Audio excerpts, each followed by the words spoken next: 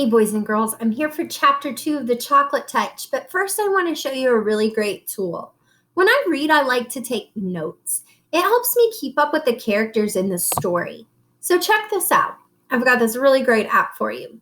If you click on this little waffle symbol right here and you scroll down, you'll see Jamboard. It kind of looks like a little music note. I'm going to click on that. And that's going to take me to a website that's basically a virtual whiteboard. You can use one too. So I'm going to have to move my picture a little bit. Down here in the bottom right corner, there's a plus sign that says New Jam. I'm going to click on that. Is it working? It's working. Okay, cool. This is my Jamboard. I'm going to title it Chocolate Touch Character Traits. Okay, you see this little tool right here? This is a sticky note. So here I'm going to type my character trait. Yesterday, I think we decided that John Midas was greedy. And I'm going to use green like money. All right, so he is greedy, and now I want to make a sticky note that tells me how I know that. I know that John Midas is greedy because in the text, it says John Midas never shared his candy. And then I click save.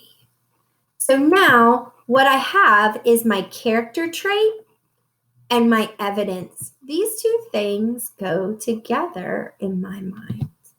And in fact, you can even, let's see here, you could use a pen and you could connect them if you wanted to. So you remember these go together. As we read today, let's listen for more character traits that we can add to our anchor chart. And we also want to find the evidence of them, right? Chapter 2. It was Sunday afternoon. The sun was sinking low in the sky, but the air was still quite warm.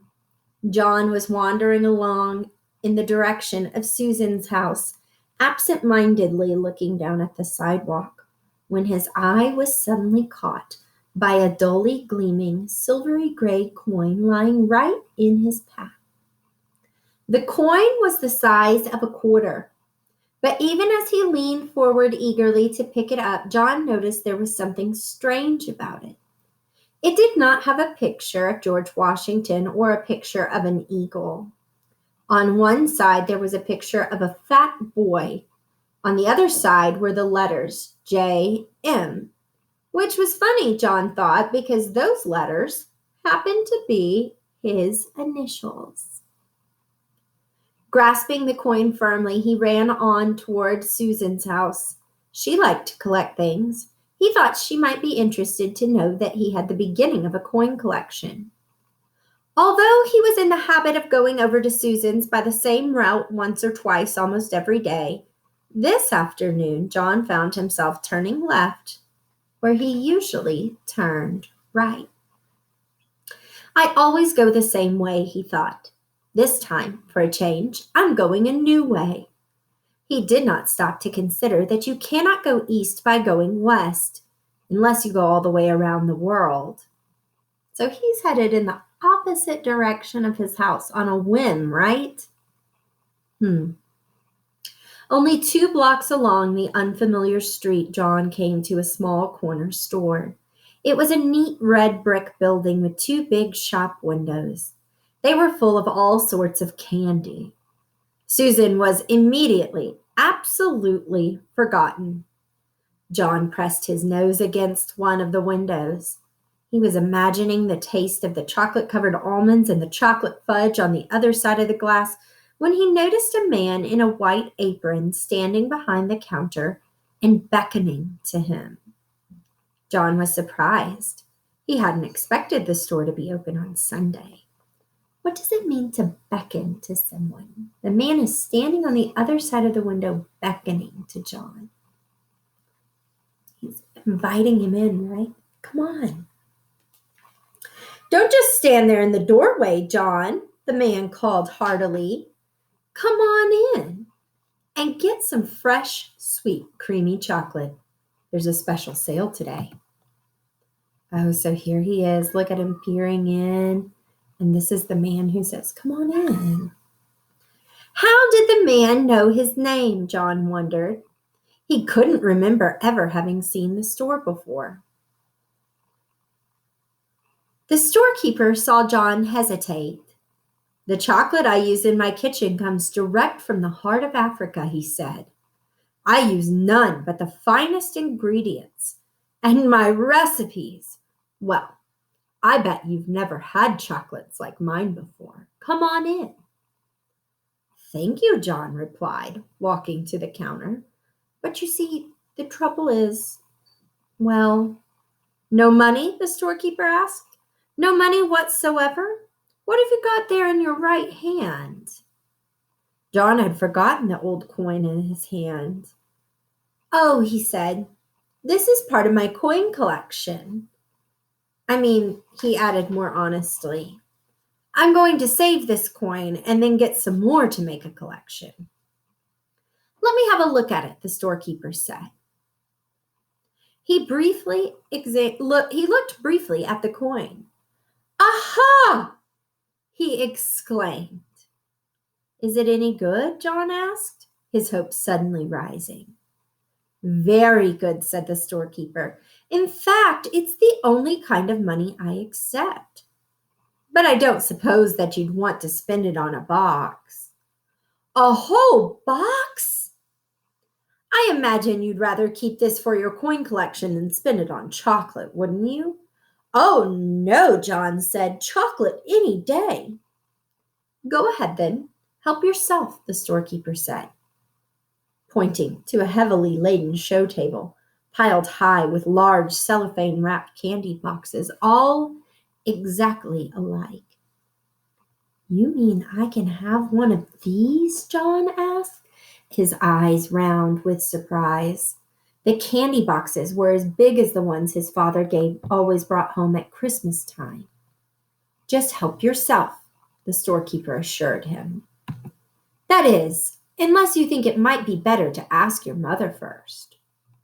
"She wouldn't mind," John said hastily and blushed. The storekeeper winked knowingly. "I'm sure she won't," he agreed.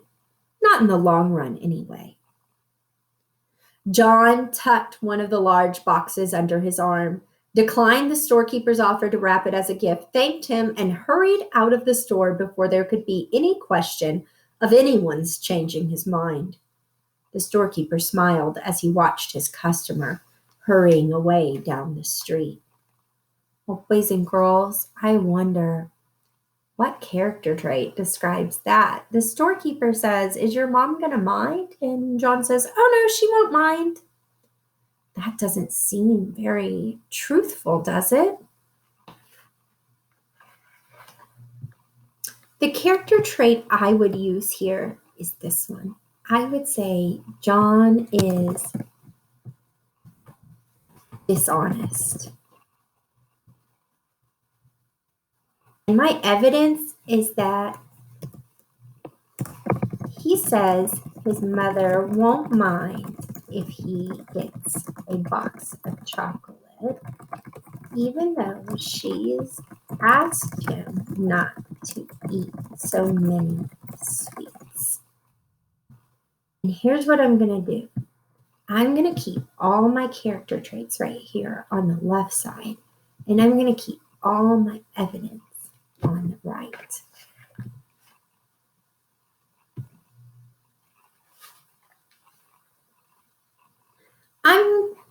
Let's see. Sorry, I've got to find my spot.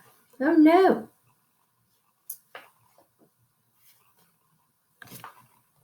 John decided that it might be sensible to enter his house quietly by way of the kitchen. With the large candy box hidden behind him, he let himself in by the back door and crept up the kitchen stairway on tiptoe toward his own room on the top floor. Just as he was about to round the corner on the second floor to continue his way upstairs, he had to stop for a moment while his father walked by, coming along the hall from the bedroom telephone. What character trait describes John here based on his actions? He's being sneaky, isn't he? He's sneaking into his house because he doesn't want to get caught with the chocolate.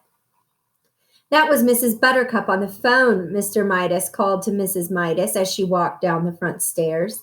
She said she was sorry John hadn't been able to get over to play with Susan this afternoon.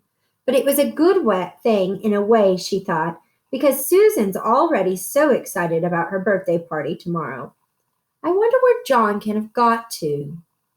As soon as the second floor was quiet again and John knew there was no danger that his candy box would be seen, he hurried silently up to his bedroom, pushed open the door, and slid the box under the bed. Then he walked heavily down to the living room. Sounds like more evidence of John being sneaky, doesn't it? Well, there you are, said Mrs. Midas. We couldn't imagine where you'd been. What have you been doing? Oh, just sort of playing around, John said. John usually took a long time to put his things away and undress and bathe and get ready for bed, but he thought sleeping was a waste of time. But this evening, he started yawning long before his bedtime. Ho hum, sleepy, John announced. All right, said Mrs. Midas. You'd better be getting to bed. Time for your tonic. That's kind of like medicine. John's tonic came in a bottle. It had been prescribed by Dr. Cranium. John had to drink a big spoonful every night to make up for all the vegetables and fruit that he left on his plate at lunch and dinner. The tonic tasted like soap, mud, glue, ink, and paint. It tasted horrible. Much to Mrs. Midas's surprise, John ran ahead of her to the dining room cupboard where the tonic and the tonic spoon were kept. By the time she got there, he had already filled the spoon. Then, without any coaxing, he emptied it into his mouth. Ugh, John spluttered. Ugh, bah! That's a very good boy, Mrs. Midas said. Now, why can't you be sensible and eat up your nice dinner that way? If only you'd stop eating so much candy, you'd be able to eat your meals properly and you wouldn't need to take the tonic. Soon John was scrubbed in his pajamas and in bed, ready to be tucked in for the night. Mrs. Midas sat on the bed and stroked his forehead for a moment. Then she leaned forward and kissed his cheek. John, pretending that he was very sleepy, shut his eyes and began breathing deeply. When Mrs. Midas rejoined Mr. Midas in the living room, she said, I've never known John to be so good about going to bed before. He went to sleep in no time. Do you buy it? What do you think John's actually doing? A few seconds after the bedroom door had closed behind his mother, John leaped to the floor, got down on his hands and knees, and felt under the bed for the candy box. He soon had it on the pillow and set to work unfastening it. First, he took off the thin outer sheet of cellophane. Then he lifted off the lid. Then he removed a sheet of cardboard. Then he pulled off a square of heavy tin foil. Then he took out a layer of shredded paper. As the wrappings piled up around him, John became rather anxious. At last he came to a small central ball of cotton batting. And there, right in the middle, was a little golden ball. He picked at the ball with his fingernail and peeled away the gold paper, revealing a tiny piece of plain chocolate. It was the only piece of chocolate in the whole box. Deeply disappointed, John nevertheless put it into his mouth. He had never tasted a chocolate quite like it. It was the most chocolatey chocolate he had ever encountered. So we've got one more trait we talked about to add to our board here. I am going to add the trait sneaky. I know by John's actions that he is sneaky. He snuck into the house so he didn't get caught with the chocolate. And I'm going to go ahead. I really should make this a sentence. I should say he snuck into the house And now I'm going to say save. And I'm going to click here. I'm going to put my character trait on the left. I'm going to put my evidence on the right. I think it'd be a great idea for you guys to start our Jamboard today, don't you? Maybe give it a try. Record some of those character traits.